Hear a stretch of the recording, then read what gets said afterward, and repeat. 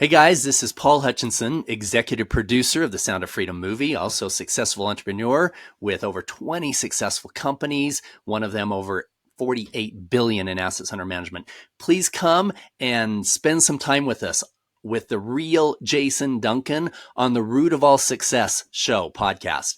We're going to talk about the keys to success, building successful companies, and what it took to be able to create a global movement with the Sound of Freedom movie.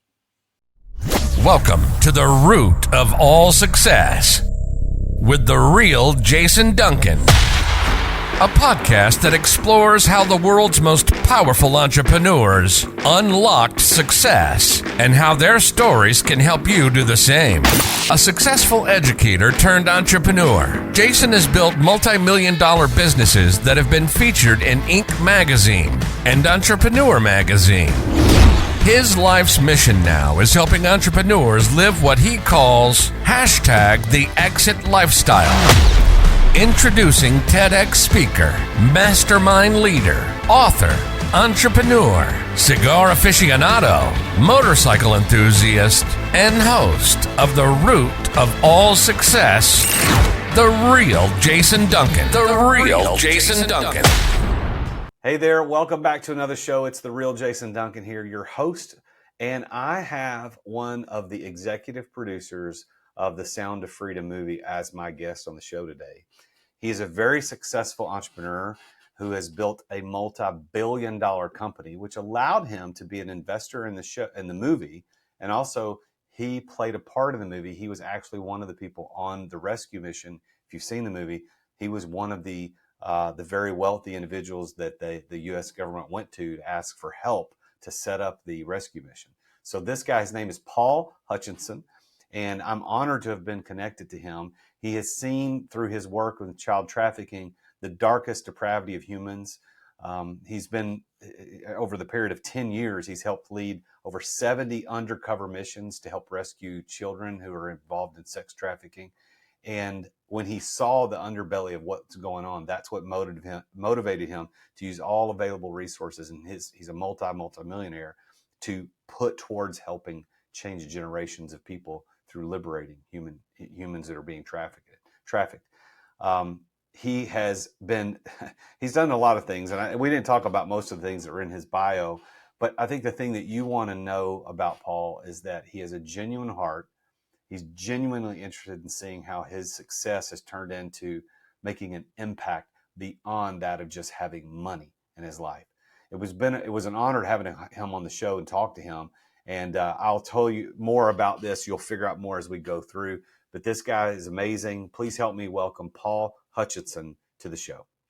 Hey, Paul. Welcome Jason, to the show, my man. Thank you. I'm good. So you're sitting on the side of a road somewhere outside Jackson Hole in a motor coach with a flat tire right now. Yeah. Thank you for your perseverance and making it work no matter what. Well, I figured I had good cell phone signal. I'm like, this is good. It's actually beautiful. I mean, we were going to do the podcast outside, but there was too much sunlight and it was going to wave out my face. But there was a huge herds of elk out there last night. I'm like, you know what? We picked the perfect place to have a flat tire. I'm good. So we got somebody coming this morning to fix it. I'm like, all right, I'll just talk with Jason right here. Well, I'm glad to meet you. I'm glad we got connected. I don't remember how we did get connected, but I want to kind of start it off with this, the movie, The Sound of Freedom. I want to kind of start there, but then I want to backtrack a little bit into how you were able to be a part of this financially because of your entrepreneurial success. And then we'll move back into the movie. So the movie, The Sound of Freedom, came out July 4th here in the United States. My wife and I went to watch it, and it was different than I expected, only because of what I had heard, but was really, really good. I don't know what I expected, but it was really, really good. And you're a character in the movie. I mean, part of your part in that and what happened in the movie. You're played by someone else in that movie. Let's start there, because I think everybody listening to this in the middle of September has either probably seen it or has heard about it. Maybe you still haven't seen it, but go see the movie, The Sound of Freedom. Tell us a little bit about your involvement in the movie, and then we'll backtrack into how you got involved in the movement. And then we're going to go back to how you became to be a part of it to begin with, because you had the financial resources to be able to do it. Perfect. Thank you, Jason. Well, if you've seen the film, my character is known as Pablo in the film. About halfway through, the Homeland Security agent's like, you know what? I need to figure out how to have the financial wherewithal to leave my government position and finance this, so there's in reality, we took about 8 different rescue missions and about 100 different characters in real life and put them all together into a handful of characters. There was a number of people that helped to finance some of those early rescue missions. Guys like Glenn Beck and others who were just amazing in stepping forward. But I helped to pay for some of those rescue missions. But most importantly, in my personal life, was I was asked to come and play a role. And so in that movie, Pablo was asked to come and play the role of the wealthy playboy businessman who was interested in financing the child brothel sex resort for the traffickers. This happened in real life, and in hopes that those traffickers would call other traffickers that were in the area and have them bring all the children to the same place at the same time so that we could rescue them all in one shot. And that really happened. That was 10 years ago this fall. And I got the phone call from the Attorney General here in Utah who said, Paul, I know you're very involved with child-related charities, and I need to talk to you about something that's pretty dark. I need to introduce you to a Homeland Security agent who has identified some children in Colombia, needs a bunch of money to be able to pull them out and get them back to their families. And so that was the phone call that changed everything for me. In the movie, I was the primary investor. I was the first investor in the film. And we took it to a lot of different places, to Sony, Lionsgate, and Paramount, and realized if we're going to really tell the story, we needed to maintain full control of the story. And so it was privately funded. And then even on the distribution side, we can go into more depth on this if we want to.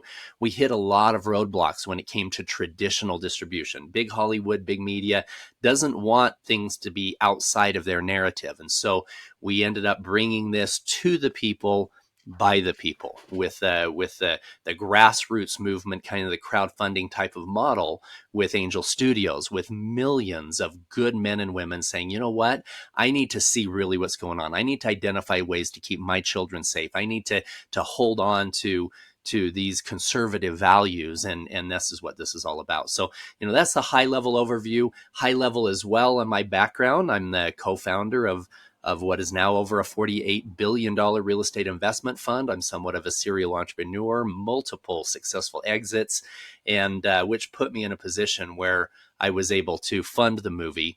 You may not have heard of me up until about 3 months ago. I had zero social media. I had pulled down my Instagram, Facebook, everything else, because I've led over 70 undercover rescue missions in 15 countries over the last 10 years. So I pulled down everything related to the real me online and put full everything into focusing on eradicating child trafficking. I retired completely from the company that I founded just to focus on that philanthropic agenda.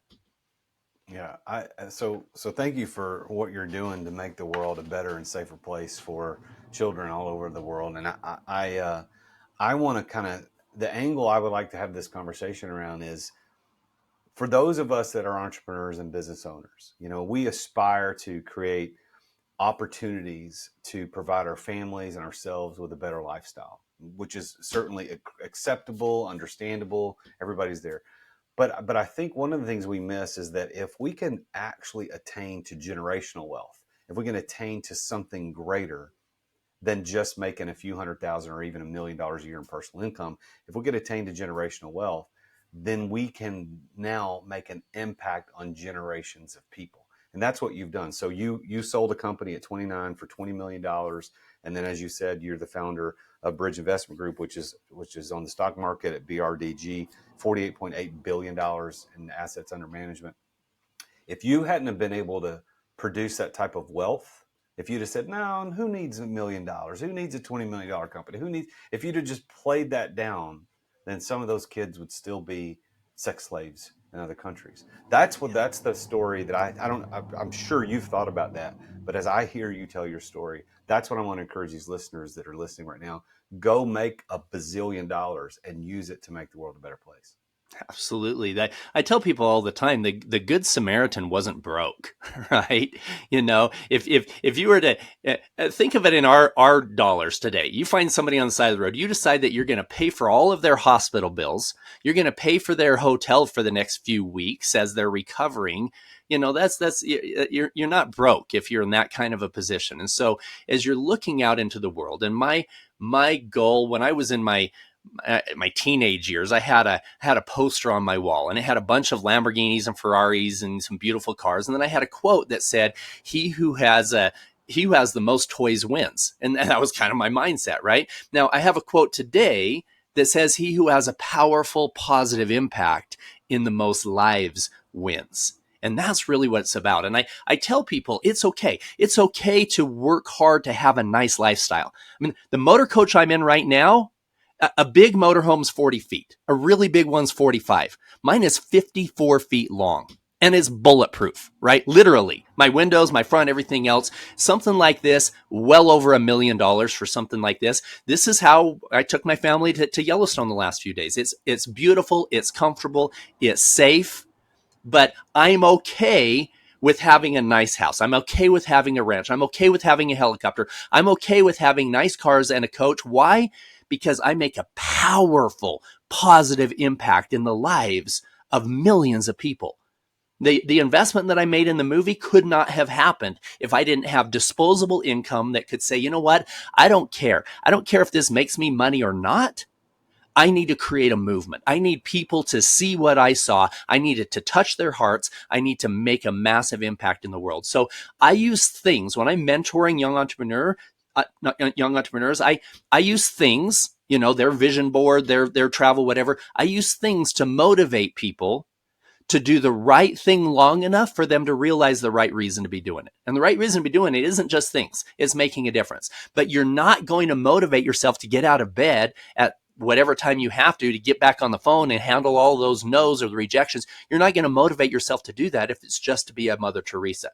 It's okay to have goals, to have a really nice lifestyle so that you can make a powerful impact. So people that look at me and they, oh, Paul's driving $1 million motorhome. You know what? How much did you donate to charity last year? What kind of a difference did you make on this planet? How many hearts did you change and teach them things that they can do to keep their kids safe, right? Don't be talking to me about my lifestyle when you're sitting on your butt watching TV every night, right? So absolutely, things are okay to motivate yourself to get there. Let's take a quick break to thank our amazing sponsors for making this podcast possible. Hey, I want to talk with you about one of my favorite tools as a salesperson and as an entrepreneur, and that tool is Dub. I want you to imagine for a minute getting an email from somebody, and instead of just being the plain old crappy text in an email, rather than just having a bunch of HTML where it's pictures and stuff, what if it was a video? And the video had a little GIF and it was playing right there in the email as soon as you opened it, and it had your name. Like it said, hello, Jason, check this out. And then you clicked play and it played right there in your inbox in the window. And it was somebody trying to tell you how great you are, or how awesome they can help you, how good they can help you out. That is the power of video emails. I want you to try Dub out. I've been using it for years. I have closed countless millions of dollars in sales over the last 6 years or so using Dub, and you can do it too. All you got to do is go to therealjasonduncan.com/Dub. That's DUBB. Therealjasonduncan.com/Dub. Dub will help you make an impact in your sales through video. It's going to help you with, they've even got a CRM built into it. You can build landing pages. You can do campaigns, even SMS campaigns. You can set up automations to manage workflows and maximize conversions. And like I said, they've got an existing software platform inside Dub to take your CRM to the next level. Try this out. Get a free special just by being a listener to the podcast. Go to therealjasonduncan.com/Dub. Get 2 weeks to try it for free and 50% off your first 2 months. That's therealjasonduncan.com/Dub. 40 years ago, you weren't in business unless you had your business in the yellow pages. You remember those things? And 30 years ago, you weren't in business unless you had a door-to-door salesman. 20 years ago, you weren't in business unless you had a website. And today, you're not in business unless you're doing social media content. Am I right? Social media content. Social media content in the form of like micro content, which is 30 to 60 second spots on Instagram Reels or TikTok or YouTube Shorts. That's the way business is done. As a matter of fact, that may be how you found out about this podcast or me as a business coach. This medium that we're using today to communicate what we do is vitally important. And just recording yourself isn't enough. You've got to do it right. And my friends over at Story do it right. And one of the problems with doing it wrong is that you sit around thinking, well, what the heck am I going to record? What am I going to say? How am I going to say it? Like, I don't know what to talk about. Well, Story takes all of that away from you. Stop wasting time trying to come up with content, because Story will send you a video prompt on what to record. You can pick the categories you want to record in, whether it's real estate, entrepreneurship, finance, relationship, leadership, life insurance. It could be anything. Don't waste time on that. And by the way, if you're not confident in talking on video, or if the video editing portion takes up way too much of your time, Story will edit the videos to perform well on social media. They add the subtitles, the pop-ups, the zoom cuts. They remove all the filler words like and and They remove the awkward pauses.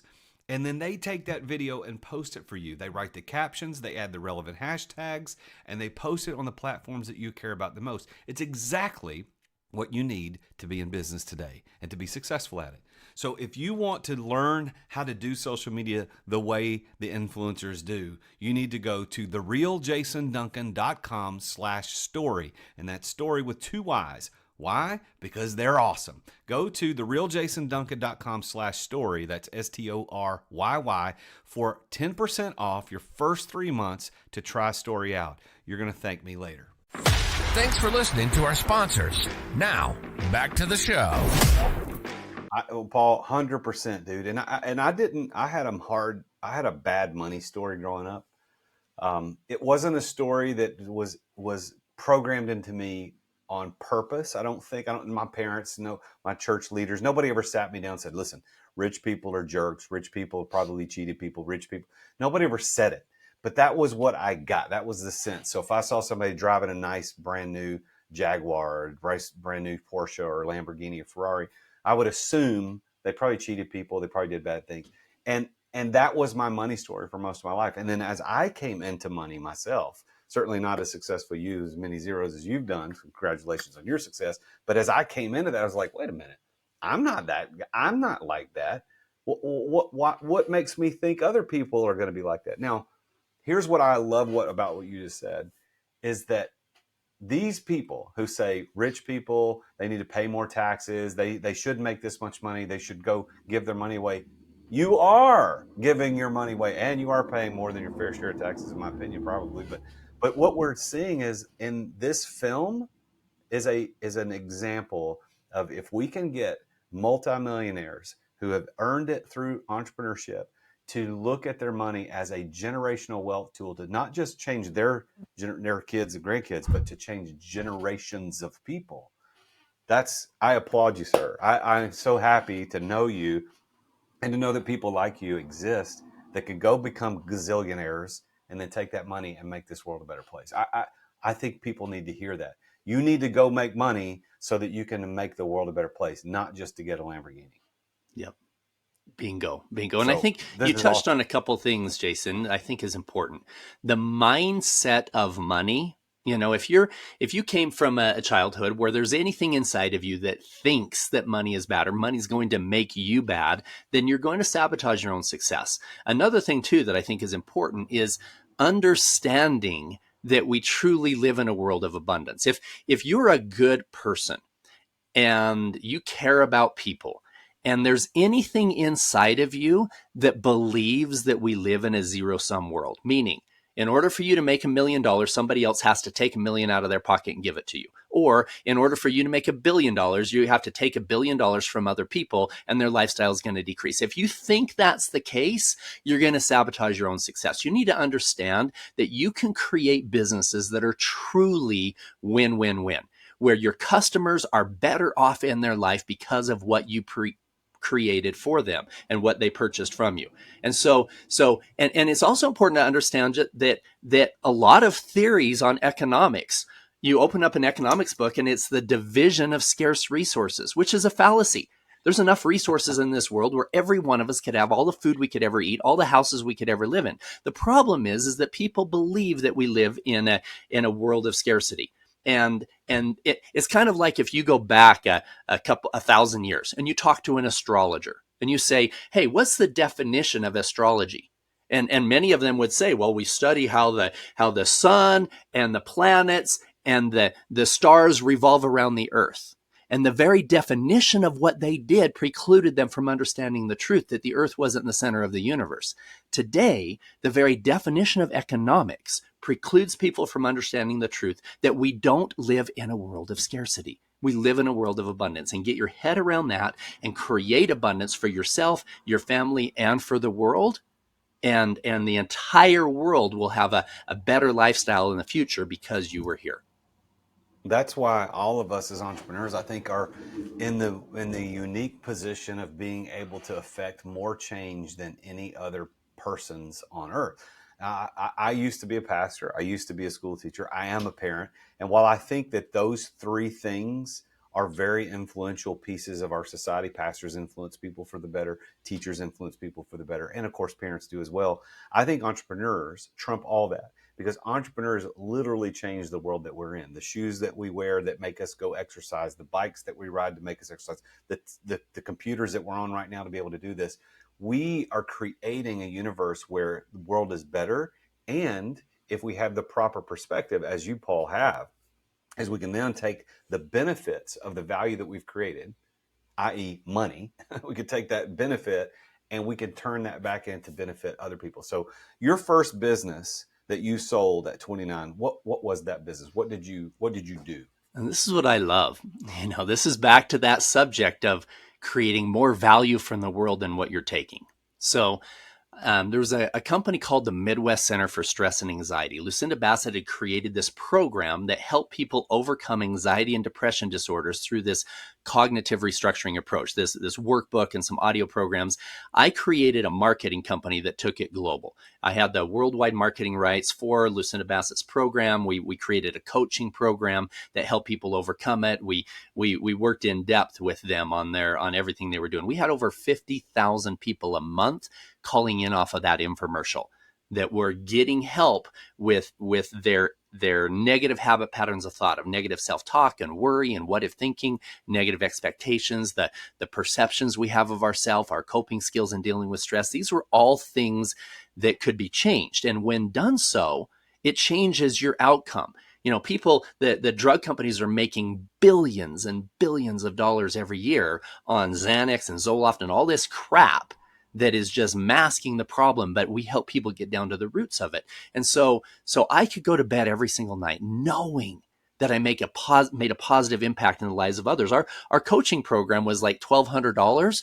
Some of these people couldn't even work a job, but I felt good about it because we had a 100% success. We had 100% guaranteed, about a 97% success rate of people overcoming those anxiety and depression to the point where they could work a job again. It wasn't debilitating. And so I could feel comfortable that the value that they received was multiples what they just paid to get that help that they needed. That's the company that I sold when I was 29.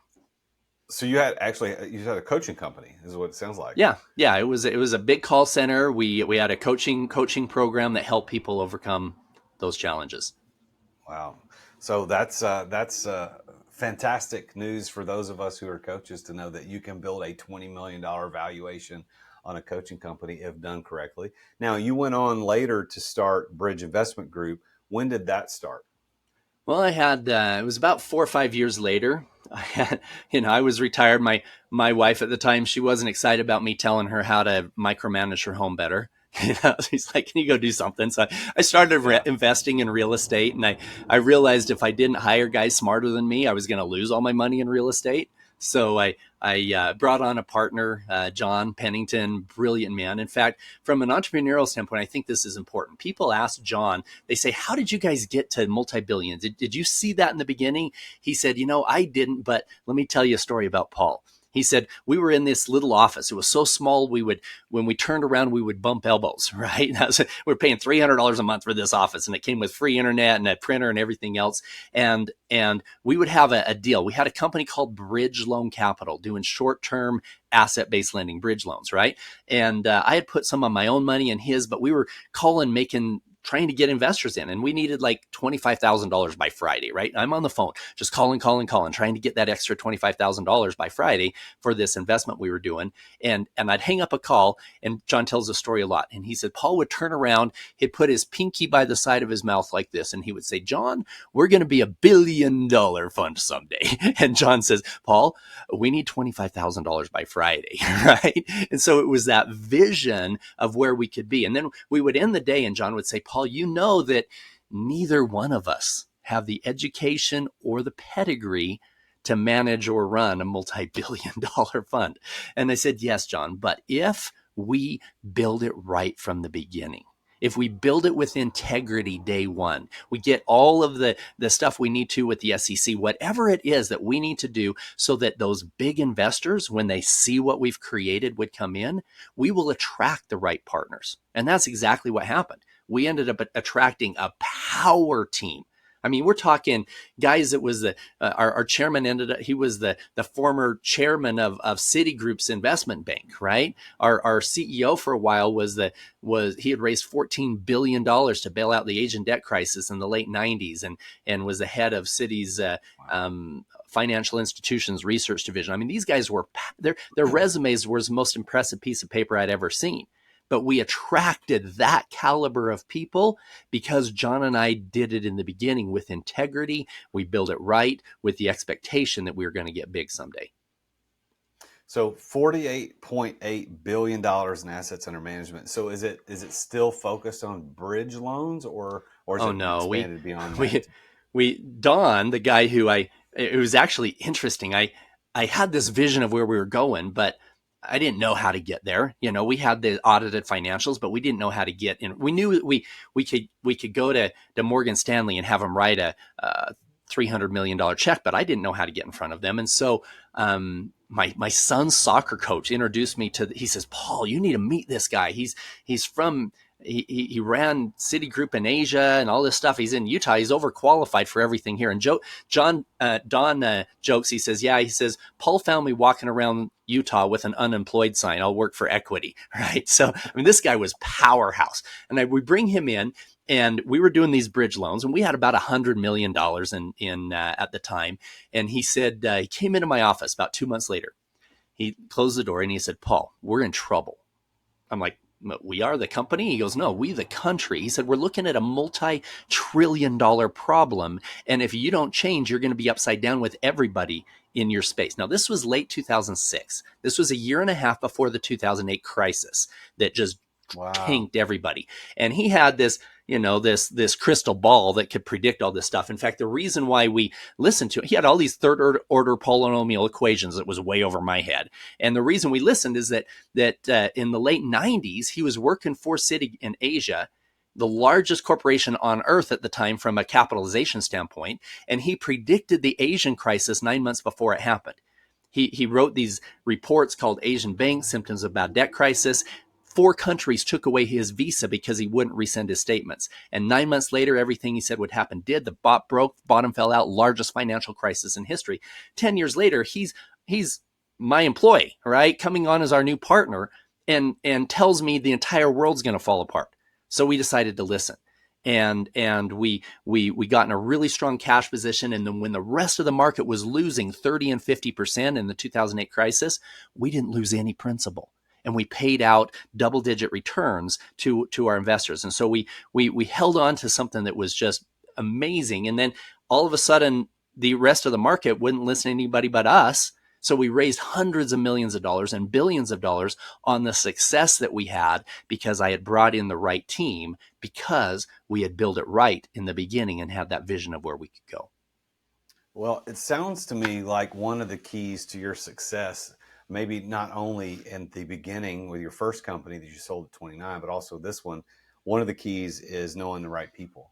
but I don't want to put words in your mouth. So what if you had to narrow down all of your success into one key that unlocked the door for you to become successful?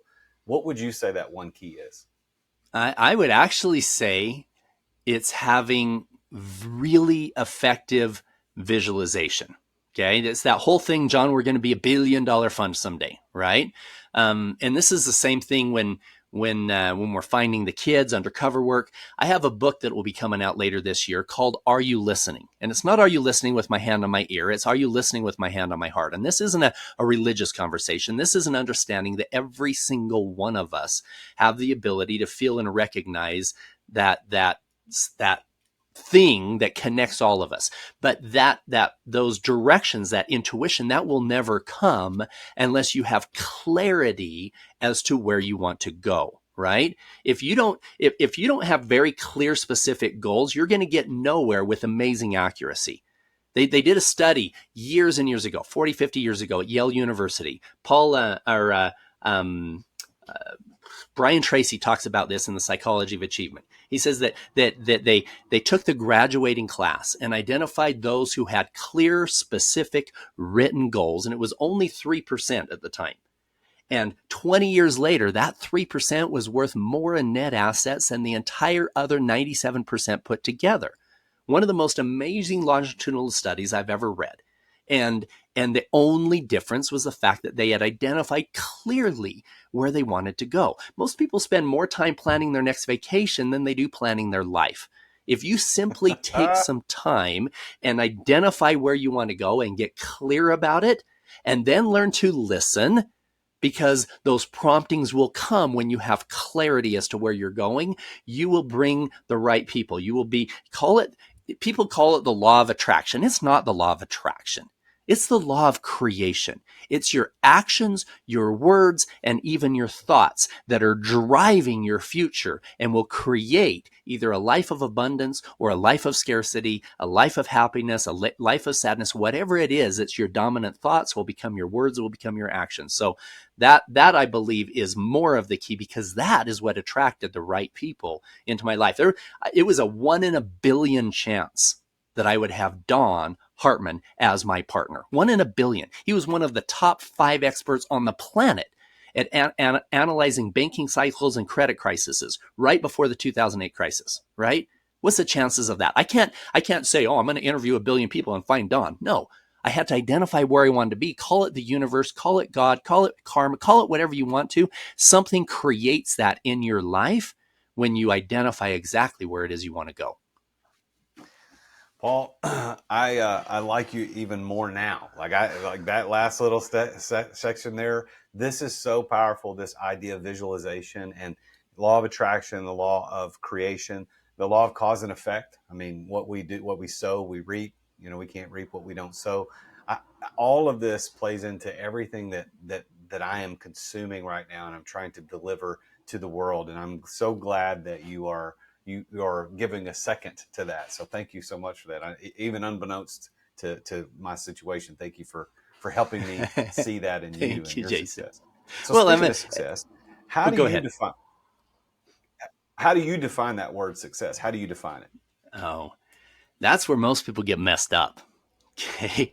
Realize this. Yeah. When I first got brought in to the child rescue work, the reason why I was so effective, and you'll see this when you watch the movie, these traffickers were looking for somebody with a big checkbook and a big ego, right? The Jeffrey Epsteins of the world. Now I've never done anything illegal. I've never done anything, attracted to children. That's bullshit. These guys will all go to prison. But the energy of these guys who do these horrible things was in line with that arrogance that came with me I wasn't Paul Hutchinson. I was Paul effin Hutchinson, right? I had built a multi-billion-dollar company. I was on my second marriage, going on my third, right? And I had parties at my house where I had every one of the NBA players from the area that were there, and 150 half-dressed women, and it was crap is what it was, right? I was the envy of the average entrepreneur, thinking, wow, look at Paul. He's got these nice cars and nice party.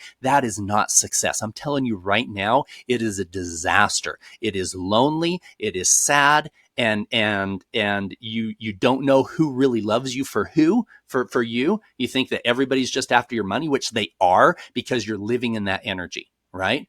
And my personal transformation came because of the fact that I was brought into that child rescue world, and I saw the darkest depravity of human nature that came when you were commoditizing women, when you were going down this road. And some of these guys end up, getting addicted to pornography, and then going down this darker road, and then being attracted to kids, and then putting on these parties. It was horrible.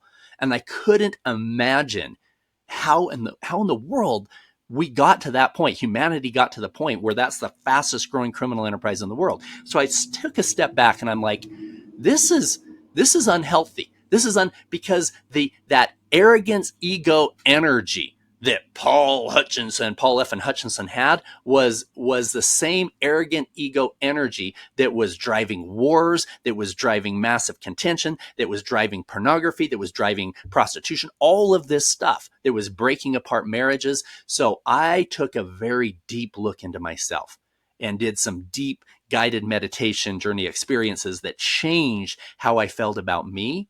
And in one of those scenarios, I could feel in every cell of my body, I could feel the pain that my children felt when I cheated on their mom, right?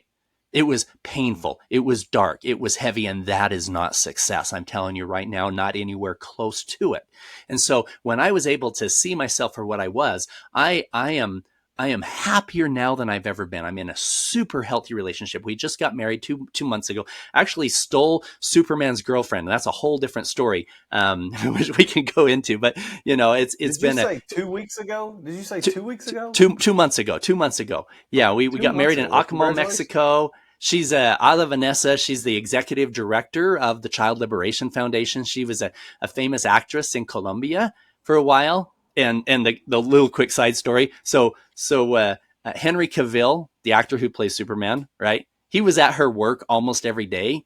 They started to date. He wasn't huge dating, right? But they dated like 2 or 3 times, and then she met me. So that's my mic drop. Not building a multi-billion-dollar company, not rescuing the kids. There's my mic drop. Boom! I stole Superman's girlfriend. What? Oh, that's great. So that's what now success let's is. Get back. You told us what success is not. So tell us. Give me that. What So success is living with integrity in all areas of your life. Success is living in a way where you can be an open book about everything. You don't have to hide what you did last night or last month or last year. Success is having a true positive impact in the lives of every person that you meet, not just the checks that you write for your charity, but having a positive impact in the lives of your family, of your friends, of those people who are around you. That's what true success is. Now, a lot of that energy behind making that positive impact can come from having the ability to write the big check. And that's an important part of it. Having that complete freedom to be able to make any decisions and then choosing to make the right ones, the ones that are truly going to make a positive impact in your life, in others, and in the entire world. That's success. Love it. So based on that definition, do you consider yourself to be a successful person? I sure do. Yep. Today, more than ever, super grateful for the road that I'm on, and the roads that I fell off and the roads that I now found, and super, super grateful. All right. So now let's pull it down to some advice. So you've been very successful, not only in entrepreneurial ventures, but also in making the world a better place, liberating humanity, liberating these kids, investing in a movie that will help liberate perhaps millions of more because of the impact that movie is going to make. So if you had to talk to the entrepreneurs listening to this show right now and give them one piece of advice and say, this is the one thing you must do or think or believe, what is this one piece of advice that you would give to entrepreneurs to become successful? Do mirror work every day. Look in the mirror. Shave a millionaire. See that man for who he is, that woman for who she is, and And if you don't like yourself, say it in the mirror. I like myself. I like myself. I love myself. I love myself. I am, I do, I achieve positive affirmations in the mirror and identifying exactly what it is that you want to do in this world. Understand that your future is completely unwritten and it has nothing to do with your past and nothing to do with the things that happened to you. Nothing to do with the things that you even did. All of that can be cleansed. All of that you can walk forward into this space of faith and in your future. And that starts with how you perceive yourself. You cannot love somebody else more than you love yourself. And you can't have a future of abundance if you see yourself as a failure. So change that perception of yourself. Do that mirror work. See yourself as a good husband, a good mother, a good father, a good wife, a successful entrepreneur. Visualize that, see that, and believe that. And you'll be amazed at how quickly your life turns around and those things start coming into your life to create a fruition of what you believe. Man, that is so good, Paul. Man, this has been one of my favorite conversations of the day. So thank you so much. I've had a lot. I've talked to a lot of people today. Probably a favorite conversation of the month. This has been a lot of fun talking to you and knowing a little bit about the background of the movie, about your background, how you got involved with it. And I love this angle about your success financially allowed you to become success in the ways that you feel like is most important. So I appreciate the honesty and the transparency and the vulnerability to let the audience know that, yeah, I had it all. I had the money and the girls and the parties and the things, but really what's making the most success out of my life is that being able to live in integrity in all areas of my life. So go follow Paul on Instagram at liberating.humanity, liberating.humanity. And you can also look at him online at his website, liberating-humanity.com, liberating-humanity.com. Go check him out. And he's all over social now. He said at the beginning he wasn't. He had kind of gotten rid of all that, but he's got a lot of followers on Instagram. It's growing, as he said pre-show to me, by 400% a month. So you want to go follow this guy. Go watch the movie, The Sound of Freedom. He's an executive producer of that movie, one of the first investors in the movie, and has a character spot in the movie. Don't miss The Sound of Freedom. Paul, once again, thank you so much for being here on my show. It's an honor to talk to you and to know you, and thank you for all the good you're doing in the world. Thank you, Jason. It's an honor. Wow, what a story. That is another successful entrepreneur and his journey to success and how it's leading to the success of literally millions of other people and families across the globe because of his ability to invest time, energy, and money into alleviating human trafficking. So if you haven't seen The Sound of Freedom, you need to really go check out that movie. He is the executive producer of the movie. He has a character spot in the movie. Pablo, I think, was his character we talked about in the show. But this guy was only able to do that because of the success he created in his company. So are you creating that type of success to create generational wealth? Are you scaling and building a company that lets you do that? Or are you just playing? You're just a job owner. Maybe that's something you want to take a look at. And as I normally say at the end of my show, my book, Exit Without Exiting, which is an international best-selling book, tells you the secret of how to get yourself out of the weeds and create a very successful company. And that perhaps you can, like Paul, use your success and the finances you create to make a bigger impact in this world than just buying a new Ferrari, than just buying a new house, than just buying an island somewhere. Maybe it's buying the freedom for kids who need to be rescued. So thank you for tuning in today. It's been an honor to have Paul on the show. Remember to go check out liberating-humanity.com, liberating-humanity.com, and follow Paul on Instagram at liberating.humanity. Send him a DM, say thanks for being on the show. Let him know that you heard him here. And thank you for subscribing, for leaving a review. This would be a good one to leave a review on. Leave a 5-star review. Say, I love this show. That helps me get further up in the rankings so more people can hear the show so I can make a bigger impact in this world. But thank you again for being here. It's an honor. It's an honor to have you listen to the show. And I'll leave you with a quote that Paul said in the middle of the show. The Good Samaritan wasn't broke. So don't go be broke. Go make the money so that you can help as many people as you possibly can. I am the Real Jason Duncan. And until next time, Jesus is King. Attention business owners. Attention business owners. Feeling burnt out from running your business? Uncertain if you're nearing burnout? Take our free 10-question business burnout test at businessburnouttest.com to discover where you stand. With just 10 quick questions, you'll learn how to immediately begin making changes to regain freedom and success. Cut your daily operations time in half, improve your quality of life, and prepare your business for your future exit without losing revenue or profit. Visit businessburnouttest.com now and take the test. Thank you for listening to another edition of The Root of All Success with the real Jason Duncan. If you've enjoyed this week's episode, visit therootofallsuccess.com to access the show notes and other helpful resources. Follow Jason on social media at The Real Jason Duncan. See you again next time here on The Root of All Success.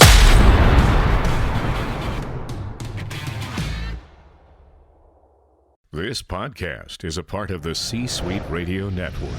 For more top business podcasts, visit c-suiteradio.com.